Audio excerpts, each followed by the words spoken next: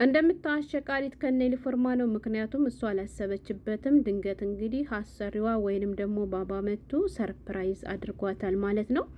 ቤት ውስጥ የነበረችው እሷ ብቻ ነች። እንግዲህ እሷ ደግሞ በታማኝነት ስራዋን ለመስራት ደፋ ቀና እያለች በነበረችበት ሁኔታ እንግዲህ ባባዬ ድንገት መጥቶም እንግዲህ ሰርፕራይዝ አደረጋት። እሷም እንግዲህ ደስ ብሏት ሰርፕራይዙን ተቀብለዋለች ማለት ነው።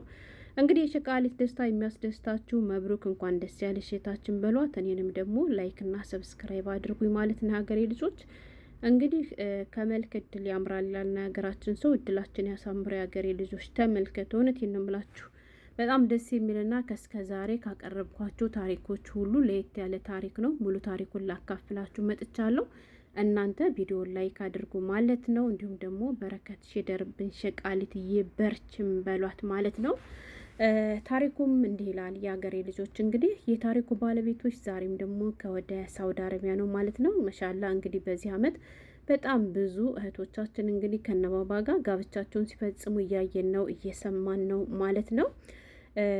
በነገራችን ላይ ታማኝ ሆናችሁ አገልግሎሽ። ወደ ታሪኩ ልውሰዳችሁና ሌላውን ደግሞ በዝርዝር እመለስበታለሁ። ከቤት ሰራተኝነት እስከ የቤቱ እመቤትነት ይላል ማለት ነው የተሰጠው ርዕስ። እንግዲህ ሀገሬ ልጆች በሳውዲ የታየው አስደናቂ የፍቅር ታሪክ።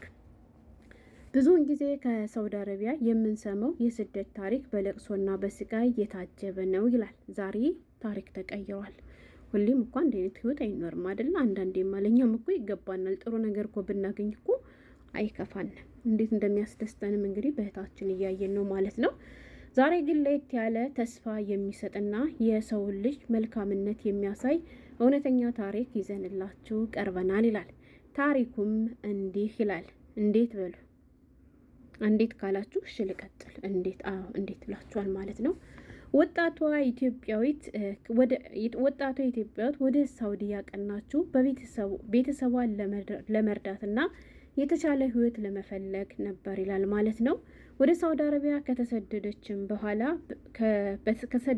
በኋላ በጅዳ ከተማ በአንድ ታዋቂ ሳውዲያዊ ቤት ውስጥም በቤት ሰራተኝነት ተቀጥራ መስራትም ጀመረች ይላል ማለት ነው። ከዛም እንግዲህ ከምትሰራበት ሰውዬ ጋርም ከስራ በላይ የሚሆነ እንግዲህ መከባበር በሁለታቸው መካከል ይታይ ነበር ማለት ነው። ሰራተኛዋ ስራዋን በታማኝነት በትጋትና በቅንነት ትወጣ ነበር ማለት ነው። አሰሪዋም ወይንም ደግሞ ወጣቱ ሳውዲያዊ ዜጋም እንግዲህ እሷንም ደግሞ ቀስ በቀስ ይከታተላት ነበር ማለት ነው። ሀገሬ ልጆች የእሷን ስብና እና ሃይማኖታዊ ጥንካሬና ለቤተሰቧ ያላትን ፍቅር እንግዲህ በቅርበት ሆኖ ሲመለከታት ነበር ማለት ነው። ከዛም እንግዲህ ልቡ በታማኝነቷ ተሸነፈ። በመካከላቸው የነበረው የአሰሪና የሰራተኝነት ግንኙነትም እንግዲህ ቀስ በቀስ የሸቃሊትና የባባ ጉዳይ ማለት ነው ሀገሬ ልጆች ቀስ በቀስ ወደ ጥልቅ መከባበርና ፍቅርም ተቀየረ ማለት ነው። ከዛም መብሩክ በሉ ድጋሚ። እውነቴን ነው የምላችሁ በዚህ አላበቃም። እንግዲህ በመከባበር ብቻ አላበቃም የሸቃሊትና የባባ ጉዳይ። ከዛም እንግዲህ ባባዬ ጎሴ ምን ይለኛል፣ ቤተሰቤ ምን ይለኛል፣ የስራ ባልደረቦች ምን ይሉኛል፣ እንዴት ከሰራተኛ ጋር ጋብቻ ፈጸምክ ብለው ከፍ ዝቅ ያደርጉኛል፣ ይወቅሱኛል የሚለው ነገር አላሳሰበውም ማለት ነው ሀገሬ ልጆች። እንግዲህ ባባዬም ደግሞ ደረቱን ነፋ አድርጎ እንግዲህ ለሸቃሊት የትዳር ጥያቄ አቀረበላት ማለት ነው። የትዳር ጥያቄና በረከቱም ይላል ማለት ነው። ያ ማለት እንግዲህ ባባዬ ለሰራተኛይቱ የትዳር ጥያቄ ሲያቀርብለት እስከ ዛሬ ከነበረው የተለየ ሌላ በረከትም እንዳገኘ ታሪኩ ላይ ይገልጻል ማለት ነው። ከዛም እንግዲህ የትዳር ጥያቄና በረከቱ ወጣቱ አሰሪ ለአካባቢው ባህልና ለቤተሰቡ ተጽዕኖ ሳይበግረው አላልኳችሁ ምንም ነገር ይሁን ራሱ ወዶና ፈልጎ ስለገባበት ስለ ሰው የሚጨነቅ ሰው አልነበረም ማለት ነው። ምክንያቱም ፈጣሪን የሚያስቆጣ ነገር አላደረግም። ገብቷችኋላ?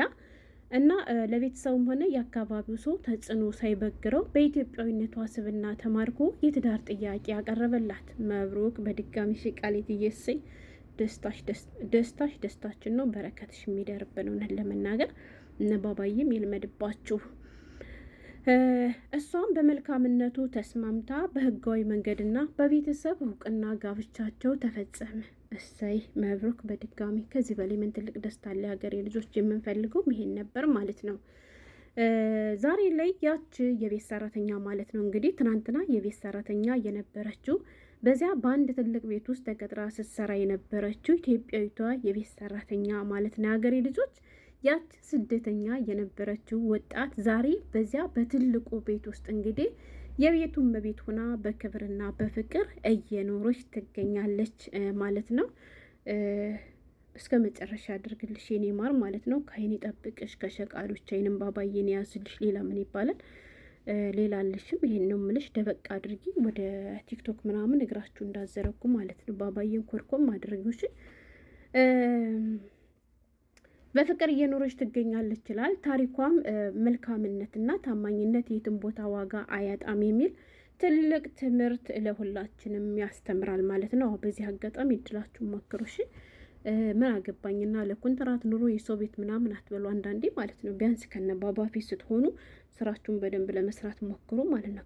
ከነ መዳም ፊት ስትሆኑ ችግር የለውም፣ ግን ከባባ ፊት ስትሆኑ ማለት ነው። በነገራችን ላይ ያው እንግዲህ ታውቃላችሁ ይታደሉታል እንጂ ምንድን ባል ነገር አለ ታሪክ ንገሩኝ እንጂ አይታገሉትም ይባላል።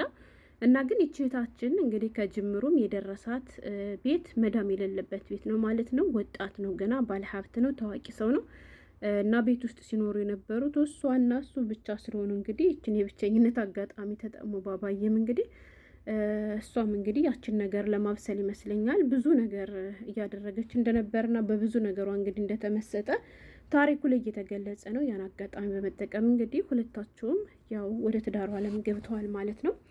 እና ውድ ቤተሰቦች ሰው መሆን እንግዲህ ፍቅርና ዘር፣ ቋንቋ፣ የኑሮ ደረጃ አይገድበውም ይላል። እውነት ነው። እኔ ሀበሻ ቢሆን በተለይ ማለት ነው እንዴት የቤት ሰራተኛችሁን ታገባላችሁ? ምን አረቦችም አሉ በነገራችን ላይ በእነሱ ይበሳል። እውነቴን ነው የምላችሁ ወላይ በክብራቸው አይደራደሩም ብዙዎቹ ማለት ነው። ሀታ ፕራንክ እንኳ ለማድረግ አናሀብት ሸቃላ ምናምን ሲሉ እናቲቷ እንዴት እንደምጮህባቸው ሀታ ለፕራንክ ማለት ነው። ግን አንዳንድ ሰው ደግሞ ምን አገባው የሚኖረው እሱ እና ይህን ሁሉ ነገር እሱ እንግዲህ ምንም ሳይገድበው ከእሷ ጋር ጋብቻውን ፈጽሟል ማለት ነው። ተስፋ በጨለማ ውስጥ ቢሆንም እንግዲህ ብርሃንም አለ ይላል ማለት ነው። ይህ ታሪክ እንግዲህ ለብዙዎች ተስፋ እንዲሆን ሼር በማድረግ ለጓደኞቻችሁ አጋሩ ማለት ነው። እንዲሁም ደግሞ በያላችሁበት አረብ ሀገር ሸቃሊቶች እየድላችሁ ሞክሩ ማለት ነው።